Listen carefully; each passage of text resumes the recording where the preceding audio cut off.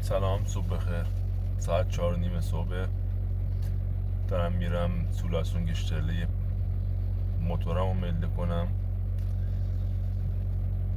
یعنی دارم میرم اداره رهکشا پلاک موتورم رو ثبت کنم که بتونم فردا با موتورم رانندگی کنم.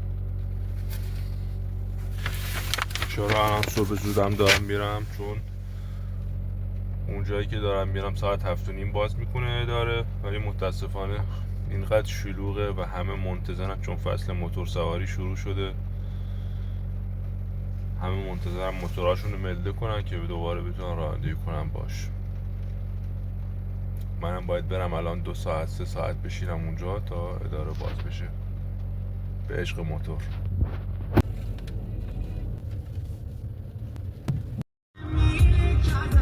هیچکی تو خیابون نیست، همه خوابن الان.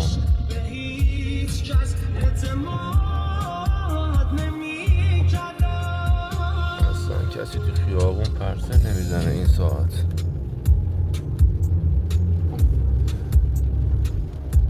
بریم انشاءالله یه جا اول گیرمون بیاد بتونم سری کارامو انجام بدم.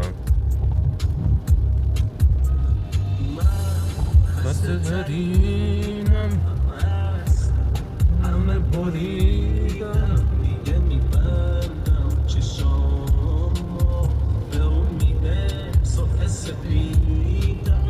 شاید نوری به تاب دلم راحت بخوابه جهنم الان یه بار رو میباره.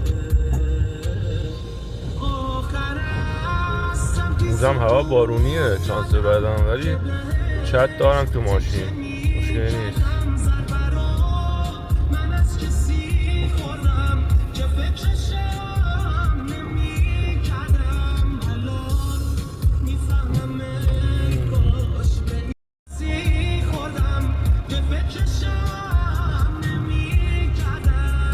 یه ماشین جلوم داره میره خوبه.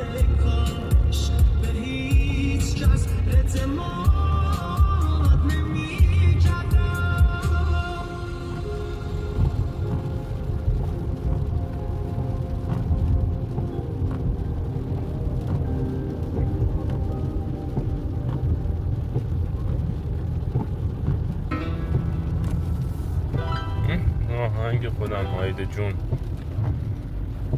عشق است.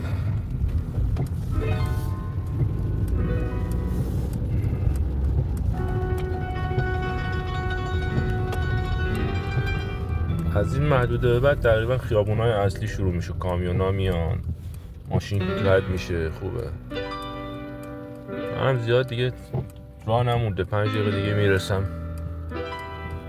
سبز شو برم ببینیم چه خبری نیست. سبز شد بریم.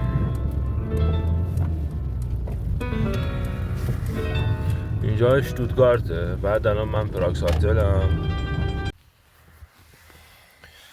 خب کارم بالاخره تموم شد، خدا رو شکر. زیاد طول نکشید، تقریبا 20 دقیقه کل کارم طول کشید. سومین نفرم رسیده بودم اینجا، ولی یه چند ساعتی دیگه منتظر شدیم تا در رو باز کردن. خیلی هم الان آدم ایستاده زیر بارون، نزدیک 200-300 نفر ایستادن بیرون که اینا شاید مثلا تا ساعت 12 یک کارشون طول بکشه. من صبح زود اومدم ولی کارم طول تموم شد، میتونم به کارهای دیگه هم برسم. و اینم از پلاکم نشونتون بدم. من اینجا این پلاکم که میتونم دیگه رانندگی کنم با موتور، باید نصبش کنم و معاینه فنی که داره توف بهش میگن. تا 2027 داره، تا برج 4 2027. عددی که بالا باشه ماه مشخص میکنه. و اینم دی دویچلند آلمان SG 66 که شماره تلفنمه، شماره پلاک ماشینم هم هست. SG دوست داشتم GS باشه، مدل موتورم سوزوکی GS، ولی نبود دیگه SG گذاشتم. اسم که مال شهری که توش زندگی میکنم اشتوتگارته. بعد با امید اینکه ویدیوی بعدی رو با موتور روندن بگیریم و خوش باشیم. میبینمتون تا بعد. خداحافظ.